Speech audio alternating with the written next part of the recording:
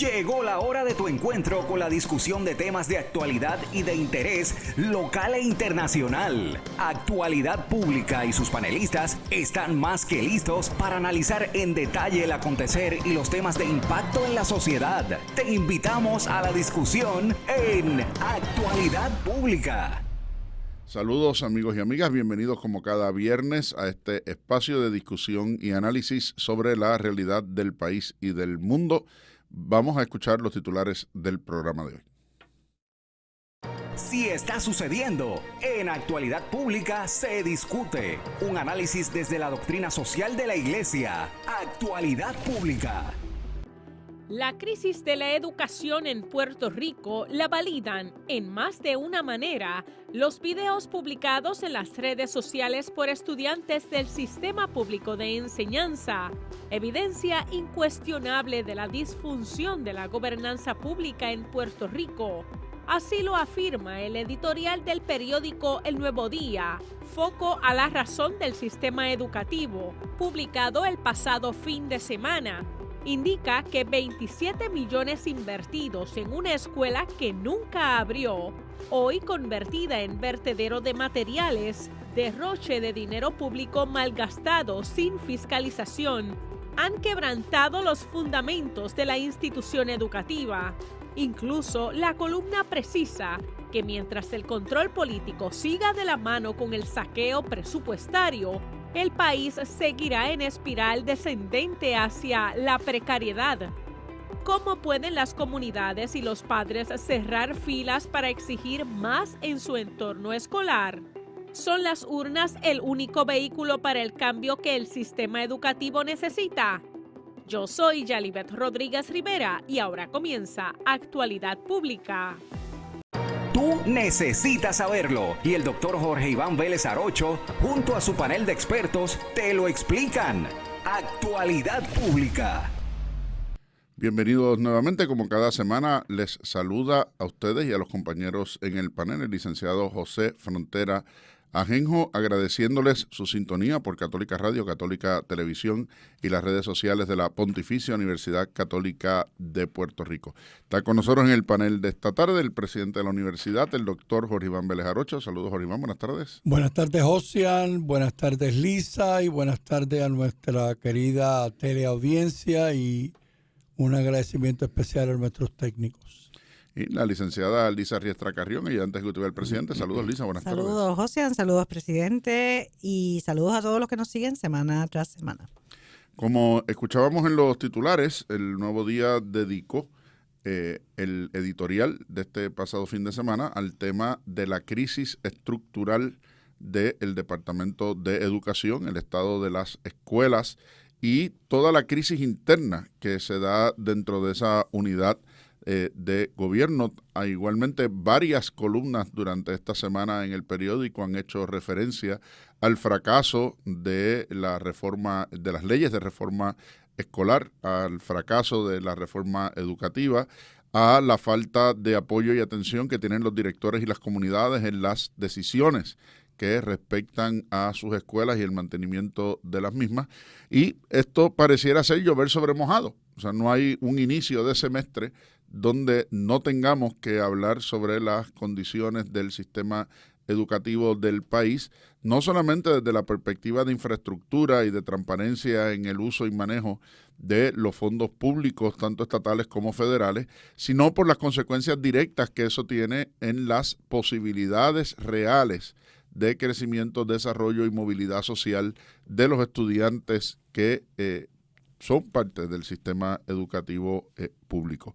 El ejemplo que nos mencionaban del estudio de la Oficina del Inspector General sobre la escuela vocacional que nunca abrió en Guaynabo por $27 millones, destinada ahora a ser un depósito de materiales y equipo tecnológico en desuso, como pasó en su momento con la escuela José de Diego en Mayagüez, que sigue estando en esas mismas condiciones al sol de hoy, y tantas otras que aún habiendo sido parte de proyectos de reforma y de reestructuración y de modernización del Departamento de Educación, en los pasados años han sido cerradas, incluso justo después de haber sido inauguradas las mejoras y las reformas que se les hicieron. El efecto del problema de la falta de aplicación de criterios de mérito en las determinaciones y designaciones dentro del departamento, sobre todo en su cúpula ejecutiva, y no digamos nada sobre el tema de la impunidad de aquellos que, haciendo mal uso de estos fondos o incluso beneficiándose personalmente de ellos, después no tienen que responder por lo que pasa. Basta recordar los nombres de algunos secretarios y secretarias de dicho departamento, que no vale la pena repetir, porque todos ustedes que nos escuchan saben de quiénes estamos hablando. Pues sobre eso conversamos hoy en Actualidad Pública. Presidente. De nuevo, muy buenas tardes a los compañeros del panel y a nuestra querida teleaudiencia. Ustedes me han escuchado decir en más de una ocasión, este programa de hoy es un programa importantísimo. Pues lo voy a volver a repetir. Este programa de hoy es un programa importantísimo. Y es importantísimo por varias razones. En primer lugar, porque en gran medida responde al editorial que apareció en El Nuevo Día. Porque nosotros hemos hablado aquí en este programa muchas veces sobre el tema de la educación. Pero este editorial es un editorial que nos causó, no extrañeza, pero sí le causó a muchos puertorriqueños preocupación, ira. Alguien me decía un día bochorno ajeno, como acostumbramos decir aquí en Puerto Rico. Porque lo planteado por el editorial, no el tema de la crisis, del cual vamos a estar hablando en este programa, pero sí el tema de la gobernanza. Cuando en un país las instituciones no pueden gobernar, eso es un escenario que tiene consecuencias muy serias. Y en este caso, de lo que estamos hablando es del Departamento de Educación, que debe ser pilar en cualquier proyecto de transformación de un país. Y los números, pues los acaba de mencionar el licenciado Frontera. 27 millones en una escuela, como dirían en buen puertorriqueño, tirados por el chorro. Pero lo voy a ilustrar de una manera más cercana que yo recientemente tuve la oportunidad de vivir. Como ustedes me han escuchado, yo soy de Lares y dentro de poco tiempo, pocos años, en el 27, vamos a estar celebrando los 200 años de la fundación de mi pueblo, de Lares. Y se ha creado un comité de lareños para hacer una digna celebración de ese pueblo. Y conseguimos, a través del municipio, que nos permitieran utilizar lo que fue por décadas la Escuela Superior de Lares. Escuela Superior Domingo Aponte Collazo. Una escuela que tiene una arquitectura hermosa. Esa escuela, después de décadas de ser la escuela superior, fue mi escuela superior. Allí yo terminé grados 10, 11 y 12. Pues después la pasaron a ser una escuela elemental y le cambiaron el nombre de Domingo Aponte Collazo a Mariano Reyes, que fue un gran maestro, director, superintendente de escuelas en Lares, una persona muy querida, muy respetada. Entonces, lo que era la escuela Domingo Aponte Collazo pasó a ser la escuela Mariano Reyes y se hizo una nueva escuela Domingo Aponte Collazo. Pues fui a lo que fue anteriormente mi escuela. El deterioro de ese edificio, ya allí ya no hay clases, pero el deterioro es realmente notable. Yo no soy ingeniero civil, pero me fui a caminar por los salones y la estructura está intacta. El terremoto no le hizo nada, ni los huracanes le hicieron nada. Y me preguntaba yo, ¿cómo es posible que no se esté invirtiendo una cantidad realmente no muy grande en volver a poner esta escuela en condiciones? Si no la quieren poner para clases, porque no hay matrícula, pero yo me imagino cuántos otros servicios a la sociedad se pueden ofrecer desde allí. Quizá lo que quiero decir es que el tema de la gobernanza es fundamental. El tema de dónde se pone el dinero es fundamental. El tema de dónde se pone el dinero en las prioridades educativas, como pueden ser clases, investigación, actividades culturales, es realmente fundamental. Así que nos encontramos ante una realidad innegable. Y en este caso, como bien señaló el editorial, los estudiantes a través de sus videos destaparon la situación de las escuelas. Y es importante esto de los videos por lo siguiente. Uno puede decir eso no es así, eso es así, pero nada reemplaza un video. En el video usted no puede esconderse porque allí lo vio. Y mencionas ese ejemplo del área. Yo que vengo de Mayagüez todos los días, cada vez que tengo que pasar por todas esas escuelas que están a la orilla de la número 2, convertidas todas en establos. En establos. La gente le ha ido a sacar las ventanas, han vendido las ventanas como chatarra y usan las rampas de las escuelas para subir los caballos a los 2 pisos. O sea, están todos los salones convertidos en establos. Leandro José, excusamos al doctor Leandro Colón. Y no voy a pedir vuelta, por cierto. Que no puede acompañarnos hoy, ¿no? Por una situación de salud. Con el mensaje negativo que le envía el que una escuela se haya convertido en un establo, el mensaje negativo que le envía a los niños, a los padres y a la sociedad. Es como si fuera un billboard grande, diciendo la educación aquí no es importante. Bueno, teníamos una visita reciente en la universidad, que lo hemos comentado aquí, cuando vinieron los amigos de la Fundación de Yuste. Y tuvimos que pasar por Atorrey. Y cuando pasábamos me decían, ¿y ese edificio de gobierno qué es? Y yo digo, bueno, ustedes no van a creer que ese edificio alberga simultáneamente al Departamento de Educación y al Departamento de Corrección. ¿Y qué es eso del Departamento de Corrección? Bueno, pues el que brega con las cárceles y los presos.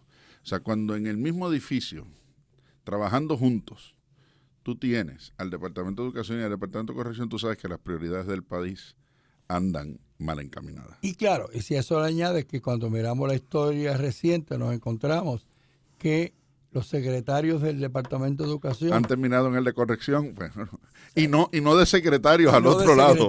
Y no de secretarios al otro lado. No queremos ser irónicos, pero esa es la realidad. Esa es la realidad. Lo que pasa es que terminan al otro lado del expreso, ¿verdad? En Guaynabo, en la federal y no en las estatales. Lisa. De las agencias que más presupuesto recibe anualmente, de las agencias que se sobregira, ¿verdad?, de presupuesto históricamente, y que por falta de gobernanza, por falta de supervisión, por falta de neutralidad política, pudiéramos decir, ¿verdad?, y de buscar ese bien común, pues se han aprovechado, ¿verdad? Tantas personas que están en la cúpula, como ustedes han mencionado, compañeros, pues para robar, hay que decir las cosas como son, ¿verdad? Y me recuerda aquello que dice el Papa Francisco, que decía Benedicto XVI también, esa importancia, escuchándolos a ustedes, lo recordaba, esa frase que al principio no entendía bien, hemos repetido aquí esa frase muchas veces, que el tiempo es superior al espacio, ¿verdad? Los procesos son más importantes que los lugares ocupados, y muchos de estos secretarios se han sentado y ha sido como, pues no sé, emocionarse por el puesto que han ocupado, por el salario que reciben, pero la preocupación por aquellos a quienes sirven, una verdadera visión sobre para qué están ahí y qué van a dejar al futuro de nuestro país, no la han tenido. Antes, al contrario, ¿verdad? Han mirado hacia el lado equivocado y han terminado, pues efectivamente, acusados, convictos, cumpliendo años de cárcel.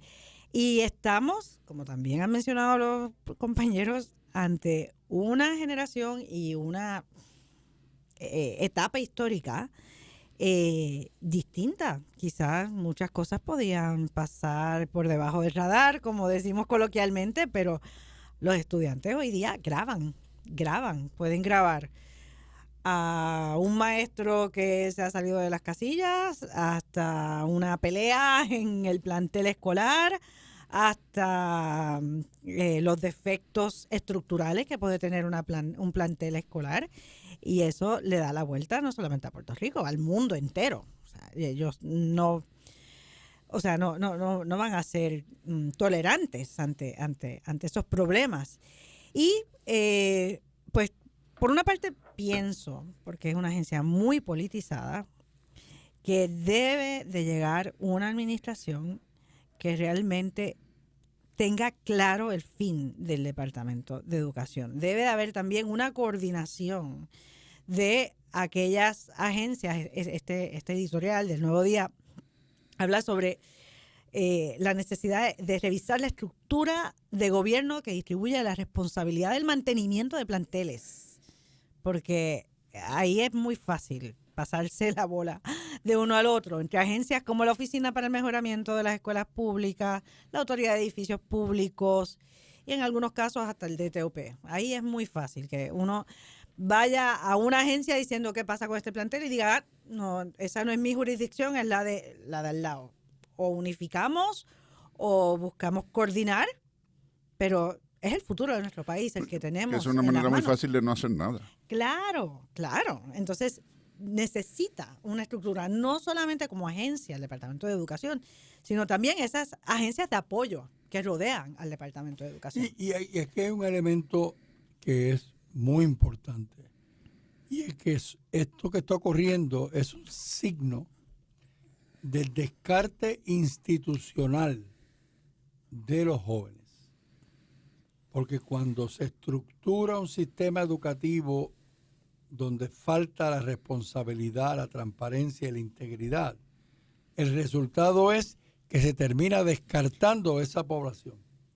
Y una población estudiantil que usted descarta es una población estudiantil que después es muy difícil rescatarla de nuevo.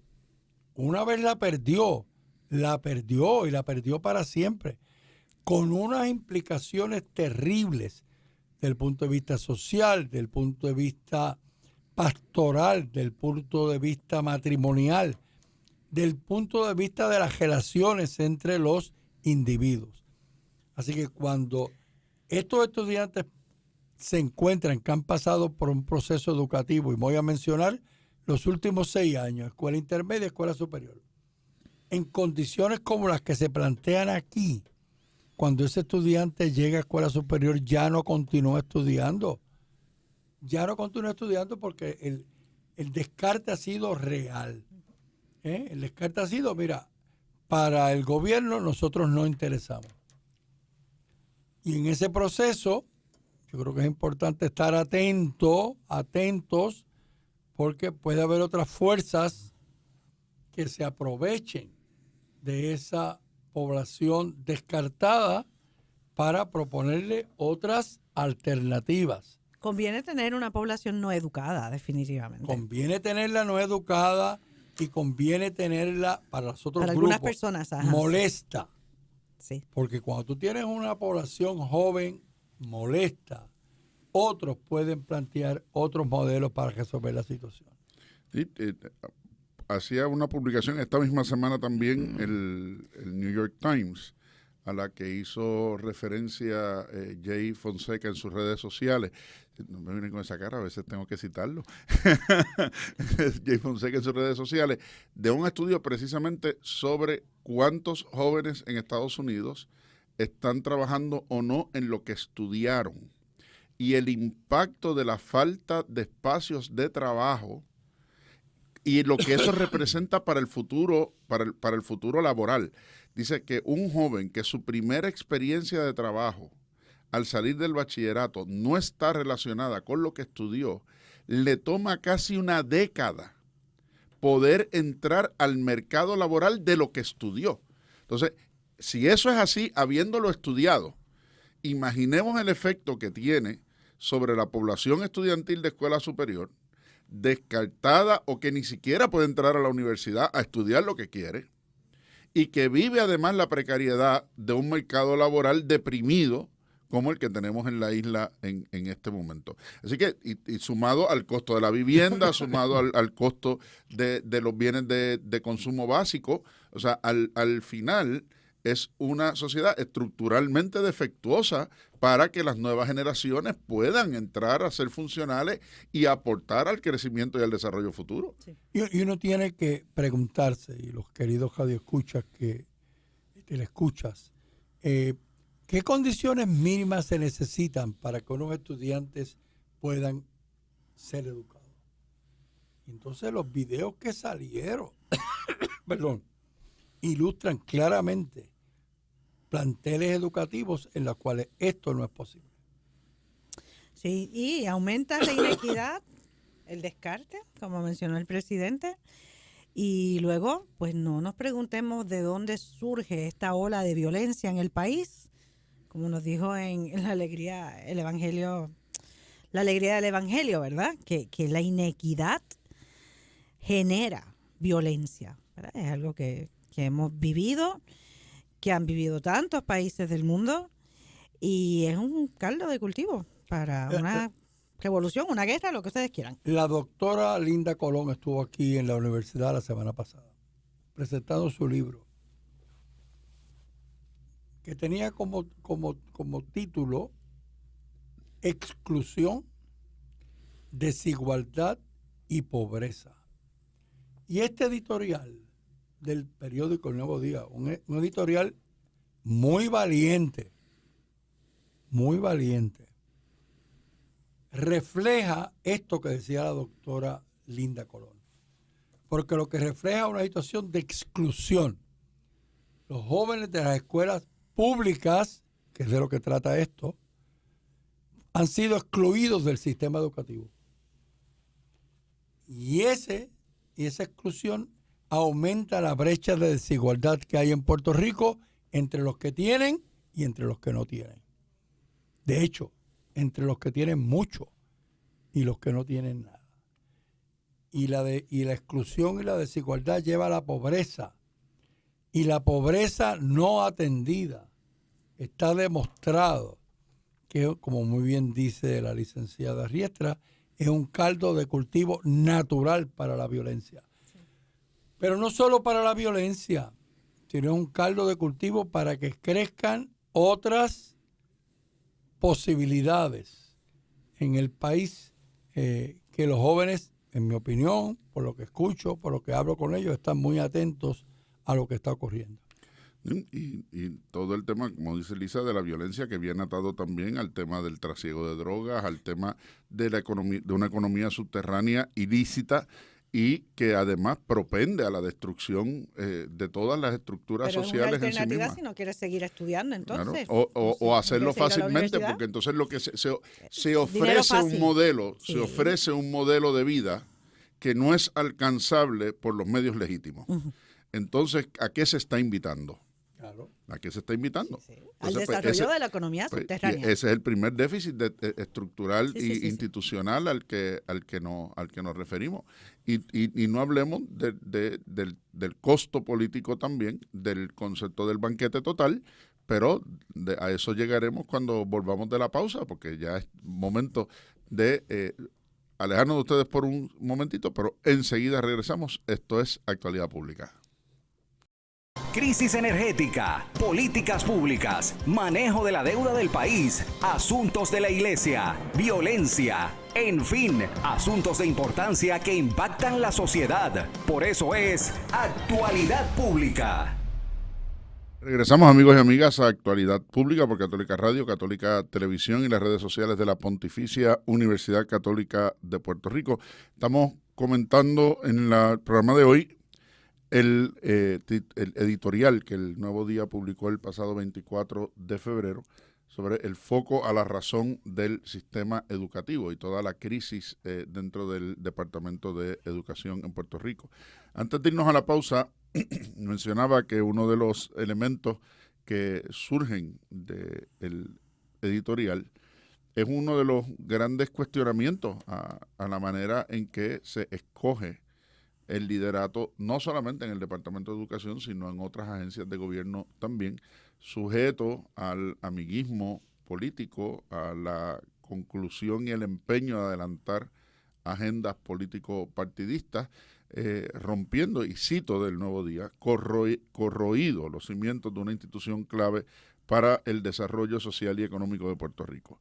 Reclutar, y sigo citando, reclutar a gente sin vocación de servicio público y sin la integridad de carácter que conlleva proteger los bienes públicos, tiene como resultado lo que vemos hoy. Hay una frase que a mí siempre me ha gustado y no he encontrado nunca a su autor, y la he dicho por estos micrófonos en otras ocasiones, que dice que el primer acto de corrupción es aceptar un cargo al que no se está preparado. Primer acto de corrupción es aceptar un cargo al que no se está preparado. Y hay una columna que cuando las elecciones últimas de Perú... Y yo ya diría, si me permite, José, corrupción es también proponerse para un cargo al que uno no está preparado. O sea, solamente aceptarlo. Empieza por ahí. Pero antes de eso, es que dice, pues yo me propongo para ser el candidato, aunque no esté preparado. Me decía que hay una columna que ante los últimos comicios electorales en Perú publicó el presidente de la Cámara de Comercio de Lima, hablando de asuntos muy parecidos a esto. Parece que cualquiera de nosotros hubiera publicado esto mismo en las columnas de algún periódico nuestro. Y déjenme decir algunas de las cosas que dice él en esta columna. Es común responsabilizar a los partidos políticos de esta situación. Y vaya que mucho de culpa tienen. Pero el otro gran responsable es el elector, que a través de su voto entregue el gobierno de su distrito, región o del país, sin tomar en cuenta la formación, capacidad, experiencia, trayectoria u honestidad de los candidatos. Todo lo contrario. Muchas veces lo que guía al voto son revanchismos, odios o antipatías, y hasta hay quienes simplemente se lo toman a broma. Y esto es lo que provoca que muchos profesionales, técnicos, expertos, buenos vecinos o personas de buena fe con vocación de servicio, que tienen la intención de trabajar por el bien de su comunidad o del país en su conjunto, terminan por alejarse de la política y mucho menos quieran someterse a un proceso en el que lo que menos importa es la capacidad y aptitud para ocupar el cargo. O sea, eso lo podríamos decir cualquiera de nosotros, y lo hemos dicho aquí montones de veces, ¿verdad? Pero cito a una autoridad distinta por aquello de que nos digan aquí viene el panel a llover sobre mojado. No, es que estamos precisamente inmersos de cara al próximo proceso electoral, donde ya están las candidaturas sobre la mesa, donde ya sabemos por dónde va cada partido político, donde es verdad hay que esperar a las primarias, cierto, pero los planes de gobierno se están haciendo desde ahora. Entonces la pregunta no puede ser qué usted va a ofrecer después de la primaria, la pregunta es con qué oferta usted llega a la primaria y con qué evidencia de su trabajo, de capacidad, de lo que ha hecho por el país, usted viene a decir, una vez más, para los que ya han sido candidatos o ya han ocupado puestos políticos, voten de nuevo por mí, o con qué carta de presentación usted llega aquí a decir, no, yo puedo venir a resolver esta situación. Entonces, esta idea de no, nos lo llevamos todo, y si las ideas son del otro partido, son malas, y las personas, no importa su capacidad, o está conmigo o está contra mí. No, pero es que no puede ser de esa manera. O sea, aquí ha habido propuestas. Yo recuerdo hace unos años una propuesta de legislación para que el nombramiento del secretario de Educación fuera por un mandato que excediera el cuatrenio. De tal manera, ¿verdad?, como pasa con el Contralor, por ejemplo, que tiene un nombramiento por 10 años. ¿Qué posibilidad habría de que el secretario de Educación, que es una agencia que la política pública educativa no debiera tener que depender? Es más, no hay razón para que, no digamos no debiera, no hay razón para que dependa de la alternancia política partidista, tenga que estar sujeto a cambios de secretario cada 4 años, pero no digamos cada 4 años. ¿Cuántos secretarios ha tenido el Departamento de Educación en este cuatrenio? Es más, yo hago la pregunta con toda sinceridad porque yo no sé la respuesta. ¿Cómo se llama el actual o la actual secretaria de Educación? O sea, es que han perdido hasta relevancia pública. Y no hablemos de las asociaciones de docentes, que por cuánto tiempo, si había grupos vocales, no solamente buscando su propio interés colectivo como gremio, pero vocales en denunciar todos estos asuntos, eran los gremios magisteriales. Es que tú acabas de plantear algo, José, que es fundamental. Y es que las personas que busquen gobernar a distintos niveles tienen que presentar la evidencia. ¿Dónde está el récord de evidencia que demuestre que tiene 3 cosas? Primero, las cualificaciones. En otras palabras, para esa posición hay unas cualificaciones y esa persona las cumple. O no las cumple. O no las cumple. De tal manera que no se proponga a la persona para ocupar esa posición si no las tiene, porque si no las tiene y se propone, como muy bien dijiste, es un acto de corrupción. Así que lo primero, esta persona tiene las cualificaciones. Muy bien. Bueno, pero es que hay un segundo elemento. ¿Tiene las cualificaciones a qué nivel? En otras palabras, esta persona se desempeñó en A, B y C. ¿Y cómo fue su desempeño? Fue excelente. Fue demostrable que fue excelente. Y lo tercero, que lo acaba de mencionar el licenciado Frontera, dígame específicamente qué es lo que usted va a hacer para resolver este asunto que el pueblo está levantando como un asunto importante. No, lo que vamos a hacer es lo vamos a estudiar. No, perdóneme. Tiene que estudiar antes de proponerse como candidato. ¿Cómo que lo va a estudiar una vez llega allí?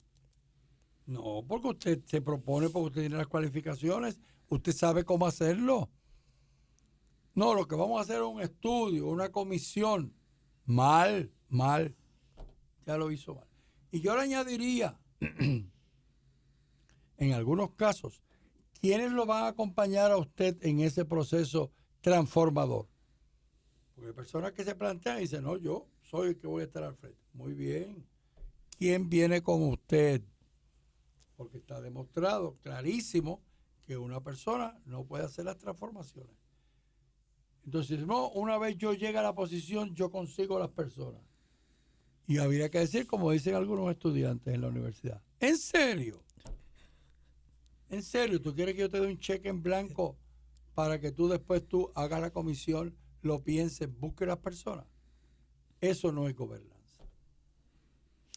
Estamos hablando también, es algo que sale en este artículo, del objetivo, ¿verdad? La razón de ser del Departamento de Educación, o sea, es prestar ese servicio de educar a nuestros niños, a nuestros jóvenes, y se frustra el propósito con esta politización de esta agencia. Una alternativa es la que propone, ¿verdad?, el licenciado Frontera, de que sea otro el término, que no coincida con el término de elecciones, el de el secretario de Educación. Una solución también adicional es la que propone el presidente, de venir ya con un equipo de trabajo que se conozca quiénes son, la preparación que tienen y que realmente tengan esa misma visión de servicio a la razón de ser del Departamento de Educación. Y no estamos hablando de cualquier público al que se va a atender. O sea, no podemos tampoco convertir esto en un negocio, ¿verdad? Pese a que se lleva la mayor parte del bizcocho del presupuesto, por llamarlo de una manera así metafórica. O sea, estamos hablando de una población estudiantil que ha sufrido, lo hemos mencionado en la media hora anterior a esta, pues unos traumas, ¿verdad? O sea, unos niños sea, se ha escrito también sobre la salud mental de nuestros niños, de nuestros jóvenes. O sea, muy jovencitos han pasado por 2 huracanes, por unos terremotos en el caso del suroeste sobre todo, el miedo de entrar a un plantel escolar que no saben cómo está la estructura, la condición en la que está, han tenido que moverse de lugar, o sea, eso, un adulto, bueno, nos ha afectado a los adultos, en los niños pues habría que multiplicar, ¿verdad? El efecto exponencialmente, ¿verdad? En esos niños. La pandemia, los niños, los jóvenes no están hechos para estar encerrados en una casa, ¿verdad? Y no poder salir y socializar. Entonces, eso también ha afectado los estilos de aprendizaje. Hay que como volver a rescatar a esa niñez, a esa juventud. Y en el artículo se menciona algo que me parece también muy importante, cómo los padres han de aunar esfuerzos, unirse para exigir una mejor educación para sus hijos. Y es lo que dicen las enseñanzas sociales de la iglesia, ¿verdad? Ese principio de subsidiariedad y cómo los padres son los primeros responsables de esa educación de los hijos y delegan en el sistema, ¿verdad?, de educación, pues ese aprendizaje de temas quizás más especializados o general también. Pero de nuevo, ellos tienen en sus manos las riendas de la educación y pueden exigir, no tienen que esperar cada 4 años a que haya unas elecciones, o sea, pueden exigir a sus legisladores, pueden protestar, pueden exigir una mejor calidad de educación o una despolitización de esta agencia, pueden exigir lo que deseen y si unen esfuerzos pueden llegar a ser una gran fuerza. Hay 3 palabras que en el editorial resuenan a lo largo del editorial, que son 3 palabras importantes que me gustaría que los telescuchas las recuerden, planteado por el editorial. En primer lugar, la situación de impunidad en el país. O sea, se encuentra una escuela con $27 millones descartados, derrochados, y nada pasó. Ni los que lo diseñaron, ni los que lo construyeron, ni los que tenían que operarlo, nada pasó.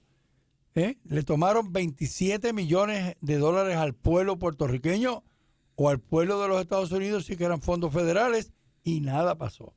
Segunda palabra, es fiscalización.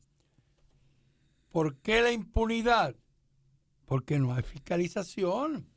Y si no hay fiscalización, tú no detectas, identificas, ni le exiges responsabilidades a los que hacen lo que no tienen que hacer. Y el tercero que se ha mencionado aquí en este programa es que tenemos un departamento de educación bajo el control político. Y si tú tienes la institución que le toca formar a los ciudadanos bajo el control político, muchas veces con ideologías que son las que dirigen las propuestas educativas de un lado o de otro, porque nosotros hemos visto en los años recientes grupos que han buscado ocupar posiciones de legisladores para impulsar unas ideologías en los currículos de educación. Pues cuando hay un departamento que está controlado políticamente o controlado por las ideologías, mal resultado observamos, que es lo que estamos hablando en este programa. Sí, o sea, el licenciado Frontera mencionó 2 contextos distintos al nuestro, ¿verdad? Nueva York, Perú. Lógicamente, problemas en el tema de educación pues no son exclusivos de Puerto Rico, ¿verdad? Y nos lo mostró con esos artículos. Pero, y el tema del empleo, ¿verdad? De educar para dar esas herramientas para que las personas puedan obtener empleo y crear también esa infraestructura o esa estructura para que sí tengan un empleo digno, ¿verdad? Los estudiantes al salir tengan de qué vivir. pues es súper importante, pero de nuevo, tenemos que ver todo en su contexto y dentro del contexto puertorriqueño, digo, tenemos muchas limitaciones como país por nuestra situación de estatus, pero sí, se añaden estos problemas que hemos tenido como país, problemas, pues sí, desastres naturales. Tampoco se trata de quedarnos en una esquina llorando, sino de buscar cómo salir de la crisis. No es la primera que hemos tenido en el país y hemos sabido salir adelante. Podemos aprender también de otros países que tienen un sistema educativo que está funcionando, o sea, no tenemos que ser tan autorreferenciales o querer seguir haciendo las cosas como siempre se han hecho porque no está funcionando. Y estamos en un momento histórico distinto, ¿verdad? Pero tenemos que tener personas con esa visión de buscar esa salida. Y sobre el tema del departamento de lo que era originalmente instrucción y ahora es educación, yo conozco de primera mano, porque yo me crié en un hogar en el cual mi padre fue maestro, principal, superintendente de escuelas. O sea que yo viví, escuché y conocí. Y les puedo asegurar, yo no soy de los que digo que todo pasado fue mejor. La gente que me conoce sabe que yo no pienso así. Pero sin lugar a dudas, en el caso del Departamento de Educación, en el pasado la situación no era lo que estamos viviendo hoy. Las escuelas eran sitios sagrados en los pueblos. Eran sitios sagrados en las comunidades. Y estoy hablando específicamente de las escuelas públicas. O sea que no es que siempre ha sido así. No siempre era así. O sea, la figura del maestro, del director escolar, del superintendente, era otra cosa. El tema del derroche, como lo estamos hablando aquí, no estaba. Y no se podía derrochar porque no había para derrochar. Por lo tanto, lo que había que utilizarlo claramente. Yo tuve la oportunidad de visitar escuelas en Lares, en San Sebastián, en Utuado, en Adjuntas. No digo después fuera de esa zona, pero originalmente. Y entonces allí no había esta situación que estamos denunciando hoy. Entonces la tristeza de esto es que uno escucha a personas, ¿verdad? Anuncios reclutando personas para trabajar en este ambiente corrupto. Y uno se pregunta, ¿por qué no los consigue? Pues yo recordaba un letrero que vi una vez en un cementerio. El letrero que decía el cementerio, estamos reclutando. Entonces, de momento, tú tienes que estar reclutando para un sistema corrupto. ¿Y por qué no consigo más? Pero que tú me estás diciendo. ¿Tú quieres que personas que se metan al sistema bajo esas condiciones? Bueno, lo mismo en el cementerio. Estamos reclutando.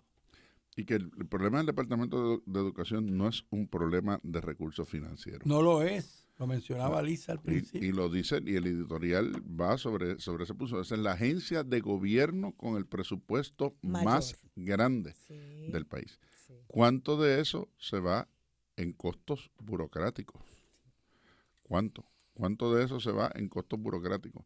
Incluso por ley hay un límite que establece que no menos del 70% del presupuesto del departamento tiene que ser en servicios directos a los estudiantes. Pero señala el editorial que el departamento alega que el 89% se destina a eso, pero fíjese, resulta que en esos servicios directos a los estudiantes está el pago de seguro, el desembolso a los docentes para las aportaciones al plan de retiro, los alquileres de los almacenes de materiales y de comida. ¿Y eso en qué beneficia a los servicios directos a los estudiantes? Yo tuve la oportunidad de ver, porque está al lado del campus de Mayagüez, de la Católica, la escuela de Diego. Y tuve la oportunidad de hacer una visita guiada que me dieron para que viera las condiciones en que estaba la escuela. La cantidad de libros que si uno lo fuera a mandar a imprimir costaría, qué sé yo, $75 y $100 imprimir aquellos libros. La cantidad de libros que había allí era realmente impresionante. Y yo decía, ¿y quién pidió cuenta de esto. Bueno, es que esos eran los libros que se usaban antes de que hubiera un cambio de gobierno y ahora hay que usar otros libros que el contenido sea más afín. Claro. Y como eso no lo pueden hacer en matemáticas ni lo pueden hacer en ciencia, pues pues lo tienen que hacer en estudios sociales, en historia, en español, en estas combinaciones anticulturales que nos encontramos en ese proceso de